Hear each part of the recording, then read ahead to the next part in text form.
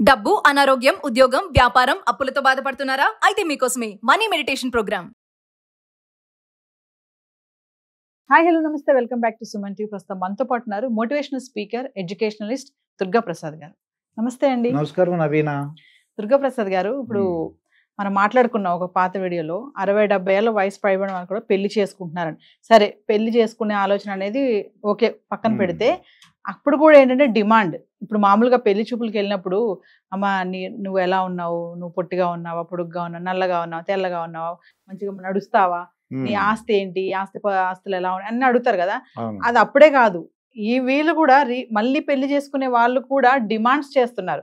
కొంతమందిని చూసాను నేను కూడా ఇంటర్వ్యూస్ లో మాట్లాడినప్పుడు, నాకు ఇంత ఆస్తి ఉంది, నేను నా ఆస్తి పర్రాలని ఆడవాళ్ళు కూడా చెప్తున్నారు, నాకు హస్బెండ్ కావాలి, మళ్ళీ ఎలాంటి అమ్మాయిలు కావాలని కూడా వాళ్ళు కూడా అడుగుతున్నారు, నాకు ఇలాంటి అమ్మాయి కావాలి, నాకు ఇలాంటి అబ్బాయి కావాలని కూడా చెప్తున్నారు. అంటే ఇది ఎంతవరకు కరెక్టే అంటారు? నిజంగా అలా డిమాండ్ చేయడం కూడా కరెక్టే అంటారా? అంటే ఆ వయసులో కూడా అలాంటి ఆశలు కోరికలు వాళ్ళకి ఉంటాయి అంటే ఏమవుతుందంటే, వాళ్ళ దగ్గర ఒక వయసు అతనికి 69 ఇయర్స్ అమ్మా. ఆయనకి చెప్పిందే, ఆయనకి ఒక 10 కోట్లు ఆస్తుంది.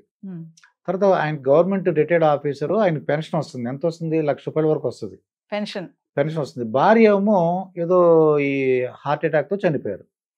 ఈ కరోనా టైంలో ఆవిడ చనిపోవడంతో హార్ట్ అటాక్తో దాన్ని చనిపోయారు. ఇప్పుడు ఆయన ఏంటి, ట్రై చేశాడు, ఏది కొడుకులతోనూ పిల్లలతో ఉండడానికి ట్రై చేశాడు. ఆయన ట్రై చేసిన తర్వాత అతని వల్ల కావట్లేదు.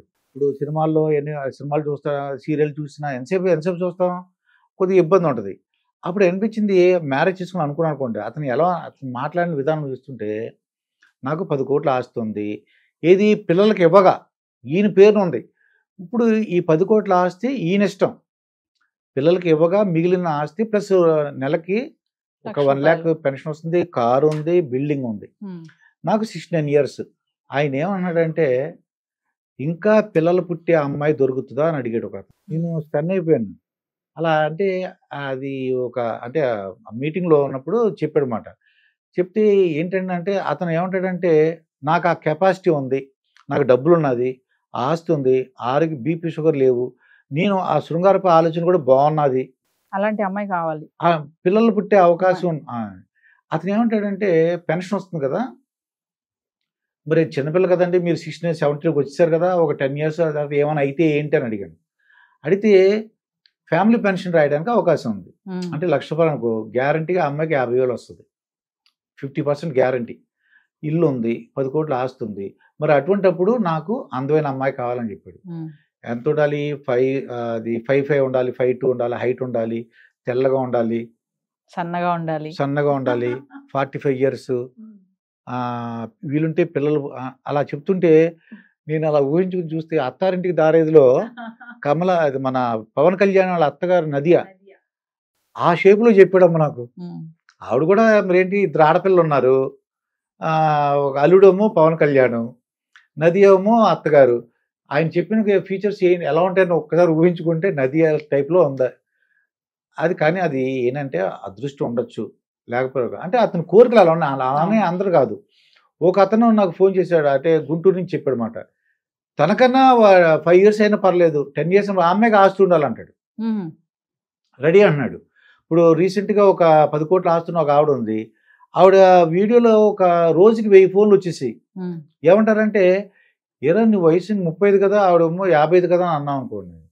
అయితే ఆస్తి ఉంది కదండి, ఆవిడతో నేను సాయం చేస్తాను, ఆవిడకి ఎక్కడికి ఉంటే అక్కడికి వెళ్తాను, ఒక కార్ డ్రైవర్గా ఉంటాను, అన్ని సాయం చేస్తాను, డబ్బులు ఉన్నాయి కదా, దాంతో నేను కూడా అలాంటిది ఎంజాయ్ చేయొచ్చు కదా అంటాడు. డబ్బు ఉంది కదా, లగ్జరీగా బతకొచ్చు. అంటే ఇది ఒక మిడిల్ క్లాస్ పీపుల్ ఎవరు కూడా సాధ్యం కాదమ్మా. ఎవరికంటే ఒకవేళ మళ్ళీ పెళ్లి చేసుకోవాలనుకున్నా, ఎవరైతే పోషించగల కెపాసిటీ ఉందో వాళ్ళకి సాధ్యం అవుతుంది.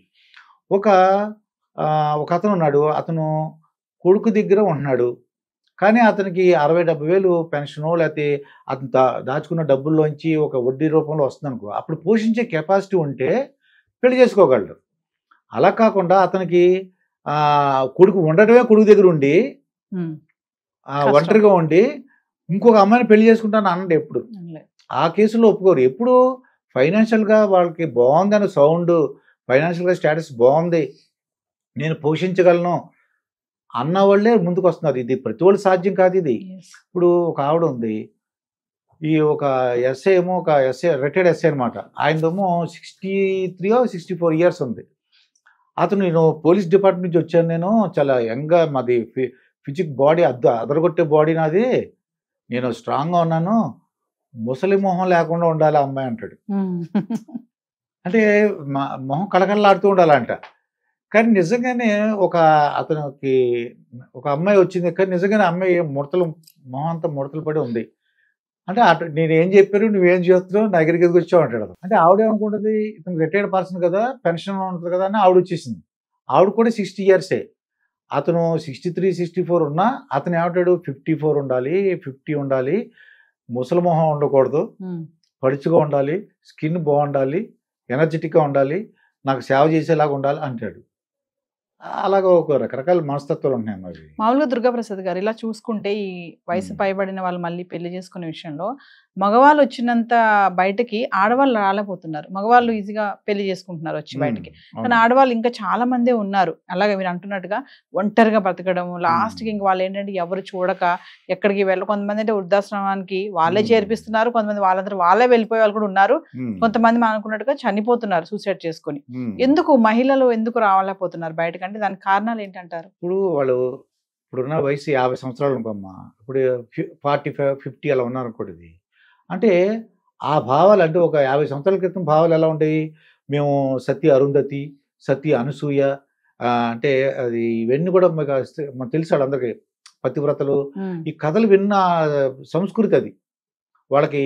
పురాణ గాథలు, సీతాదేవి ఎలా ఉంది, ఇవన్నీ కూడా చూసిన గాథలతో వాళ్ళు ఏమంటే భర్త మీద ఉన్న ప్రేమతో అయ్యి ఉండొచ్చు, ఆ భర్తను మర్చిపోలేకపోవచ్చు. అలాగే కొడుకులు కోడళ్ళు ఏమనుకుంటారో, ఇదేంటిది అమ్మ ఎలా చేస్తుంది ఏంటి, అమ్మ ఇప్పుడు పెళ్లి చేసుకుంటారు అంటుంది ఏంటని. కానీ నిజంగా ప్రాక్టికల్గా చూస్తే ఒక 2 అబ్బాయిలు, బెంగళూరులో ఆవిడ ఉంటుంది, ఆవిడ వయసు 43 years.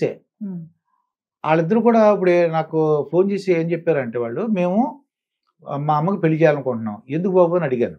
అడిగితే వాళ్ళు ఏమంటారంటే, మా అమ్మకి నేను ఎందుకు పెళ్లి చేయాలనుకుంటున్నానంటే, మేము ఒకవేళ పెళ్లి చేసుకుంటే వచ్చే కోడలు చూడకపోతే మేము ఎక్కడికో వెళ్ళిపోతాం, ఫారిన్, మాకు ఏంటంటే ఫారిన్ ఛాన్సెస్ వస్తున్నాయి, యుఎస్ కానీ లేకపోతే లండన్ కానీ వెళ్ళిపోవాలనుకుంటున్నాం, ఈ స్టేట్ కాబట్టి వేరే స్టేట్లో వెళ్ళాలనుకుంటున్నాం. మా అమ్మ ఒక్కతే ఏమవుతుంది, మా అమ్మ మ్యారేజ్ అయిన తర్వాత వీళ్ళు సెటిల్ అయిపోయారు, జాబ్ చేసుకుంటున్నారు.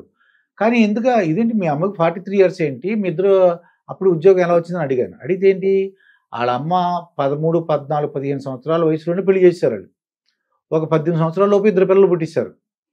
18+ అలా లెక్కేసుకున్నా 43, 44 ఉంటాయి ఆవిడకి వయసు. చూడడానికి అందంగా ఉంది. భర్తమో ఆయన చనిపోయాడు యాక్సిడెంట్లో. మరి ఇటువంటి వాళ్ళకి వాళ్ళు మళ్ళీ ఫార్వర్డ్ క్యాస్ట్. ఈ రోజుల్లో ఏంటంటే క్యాస్ట్లు కూడా చూడట్లేదు. కాస్త సంతోషించే దగ్గర ఏంటంటే, ఎక్కడో ఒక 100కి 90% క్యాస్ట్లు చూడట్ల, మిగతా 10% వాళ్ళు అడుగుతున్నారు, మాకు ఇదే క్యాస్ట్ కావాలి, వీటిలోనే కావాలని. అలా క్యాస్ట్ కానీ అలాగా ఒకటి పెట్టినారు. ఆడవాళ్ళు కోరికలు ఎలా ఉన్నాయంటే, ఆడవాళ్ళ కోరికలు నన్ను పోషించాలి, ఒకవేళ మా అబ్బాయిని అయితే మా అమ్మాయిని ఎదిరించి పెళ్లి చేసుకుని వచ్చానుకో, ఊపుకుంటూ వెళ్ళింది, పెళ్లి చేసుకుంది, మన మాట వినకుండా పరువు తీసేసింది, కానీ ఇప్పుడు గొడవ పడుతుంది. నిజంగా అది చాలా దారుణ. అటువంటి కేసు వస్తే మాత్రం ఇబ్బంది అవుతుంది. అలా కాకుండా మంచిగా, అంటే బాగా చూసుకునే వాళ్ళు పెళ్లి చేసుకున్నారు అనుకో, వాళ్ళకు కూడా మంచిది అది. ఆ పేరెంట్స్ ఇప్పుడు ట్రెండింగ్ మారుతున్న కాలం పరంగా మొట్టమొదటి సతీ సహగమనం ఉండేది. అప్పుడు ఏంటి, మొగుడు అంటే భర్త చనిపోతే ఈవెన్ కూడా కలిపి దహనం చేసేవారు. ఆ తర్వాత వితంతు వివాహాలు ఉండకూడదని చెప్పేవారు, వైట్ శారీ కట్టుకోవాలి, అవి ఇవన్నీ పెట్టి. తర్వాత కొంతమంది సంఘ సంస్కృతులు ముందుకొచ్చి వితంతు వివాహాలు చేయడం మొదలుపెట్టారు. ఇప్పుడు ఏంటి ట్రెండ్, మరి ఇదివరకు మా చిన్నప్పుడు ఏంటంటే భర్త చనిపోయిన వాళ్ళు వితంతులుగా ఉండి అందరిలో తలలో 4 లాగా, అంటే అందరూ సహాయం చేసేవారు అన్నమాట. ఒక ఊరంతా కూడా ఓ పెద్దమ్మో పిన్నో, అంటే భర్త లేరు కాబట్టి ప్రతి ఒక్కరికి సహాయం చేసేవారు వాళ్ళు. ఊరంతా కూడా ఒక పెద్ద హెల్పర్ అనమాట. కానీ ఇప్పుడు అలా కాదు కదా, ఊరోళ్ళు ఎవరు అసలు పక్కనుంటే వాళ్ళతో ఎవరితో మాట్లాడట్లా, అపార్ట్మెంట్లు పక్కనే ఉంటారు, ఎవరెవరో తెలియదు. చాలా దారుణంగా ఉంది పరిస్థితి. అటువంటి పరిస్థితుల్లో వీళ్ళు ఏం చేస్తున్నారు, ఆడవాళ్ళు కూడా పెళ్లి చేసుకోవడానికి ముందుకు వస్తున్నారు, కానీ కొంతమంది అన్నట్టు రావట్లేదు. కానీ ఎందువలన భయపడుతున్నారు ఏంటంటే పరువు పోతుందేమో, ఏమైనా ఇబ్బంది అవుతుంది, నా కొడుకు కొడుకు కానీ కూతురు కానీ వాళ్ళ చుట్టాలు వాళ్ళందరూ కూడా ఏమైనా అనుకుంటారేమో, వాళ్ళ అత్తగారు కొడుకు అత్తగారు మామయ్య గారు, లేదంటే కూతురు అంటే వాళ్ళ అల్లుడు వాళ్ళ అత్తగారు మామగారు ఏమనుకుంటారో, పరువు పోద్దామని అనుకుంటున్నారు. జెంట్స్ ఏమో మనకు తెలుసు కదా, పురాణ గాథలో ఒక్కొక్క రాజుకి 2 భార్యలు 3 భార్యలు ఉన్నారు, అలా ఆడవాళ్ళకి ఎవరు ఉండవు, కాబట్టి అందుకు ముందుకు రావట్లేదమ్మా. కానీ ఈ రోజుల్లో కొంతమంది వస్తున్నారు, మన లాంటి వీడియోలు చూసి ఒంటరిగా ఉండటం కంటే ఎంత గొప్పవాళ్ళు, చాలా మంది గొప్పవాళ్ళు ఉన్నారమ్మా. 100 crores 50 crores. బెంగళూరు నుంచి నాకు ఫోన్ వచ్చిందనమాట. అది ఏంటంటే భర్త పెద్ద ఆయన కన్స్ట్రక్షన్ ఫీల్డ్లో చనిపోయాడు ఆయన, ఆవిడ కూడా మళ్ళీ కంప్లీట్ చేసింది. చాలా అది ఎలా ఉంటుందంటే మంచి సినిమా యాక్ట్రెస్ లాగా ఉంది, ఆ ఫోటో నేను చూశాను. ఆవిడ నాకు తెలిసి చెప్పారు మాట, తమిళనాడు తెలిసి ఉంటే వాళ్ళకి చెప్పాము, వాళ్ళిద్దరు మ్యారేజ్ చేసుకున్నారు. అలాగా ముందుకు రావాలన్న నా సూచన ఏంటంటే, ఒంటరిగా ఉంటే ఇబ్బంది అవుతుంది, పిల్లలు కూడా ఇబ్బందే, పిల్లలు కూడా భారంగా ఉంటారు. మా అమ్మ ఏం చేస్తుందో, మా అమ్మ ఏం చేస్తుందో, మా నాన్న ఏం చేస్తున్నారు అని బాధపడుతూ ఉంటారు అన్నమాట. వాళ్ళకు కూడా రిలీఫ్ ఉంటుంది, మంచి వాళ్ళు దొరికితే. పెళ్లి చేసుకున్న మళ్ళీ 2 పెళ్లి చేసుకున్నప్పుడు కూడా జాగ్రత్త చూడాలి, అతనికి మందు అలవాట్లు ఉన్నాయా, మళ్ళీ తాగుపోతాడు అనుకోండి, పొద్దున్న లేచి నుంచి సాయంకాలం వరకు తాగుతున్నాడు, మళ్ళీ ఇబ్బంది అవుతుంది. గుడికి తీసుకెళ్తాం, టూర్లు వెళ్ళటం అలా చేస్తుంటే వాళ్ళు సంతోషంగా ఉంటుంది. Thank you.